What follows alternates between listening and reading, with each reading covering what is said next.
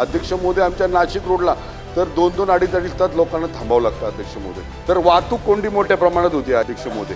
अध्यक्ष महोदय वाहतूक कोंडी होत असताना त्याच्या मागचं प्रमुख कारण आहे रस्ते कमी पडतायत, रस्त्याची म्हणजे कनेक्टिव्हिटी कमी पडते. तर PMRमध्ये आतापर्यंत PMRDचा DPs त्यामुळे तयार नसल्यामुळे या कनेक्टिव्हिटी होत नाही.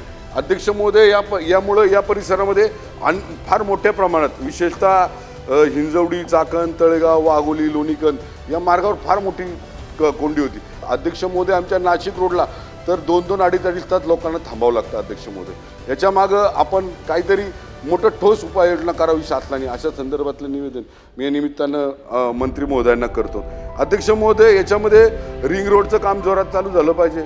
अध्यक्ष महोदय कनेक्टिव्हिटी याला ज्या पण आहे त्यात सगळ्यात महत्त्वाचं म्हणजे मेट्रोचा विस्तार याच्यामध्ये झाला पाहिजे, ज्याच्यामध्ये हे सगळे औद्योगिक क्षेत्र मग IT असेल, ॲटोमोबाईल असेल, हिंजवडी, वाकड, मान किंवा या परिसरामधून चाकणला येणारी काही वाहतूक असेल, शिरूरला येणारी वाहतूक असेल, याच्यामध्ये आपण त्या संदर्भामध्ये खऱ्या अर्थानं विचार करणं गरजेचं आहे. तो रिंग रोडचा जो भाग आहे तर त्याच्यामध्ये आपण जवळजवळ रस्ते विकास म्हणजे MSRDCचा रिंग रोड आहे तो 71-78% काम अध्यक्ष महोदय पूर्ण झालेलं आहे.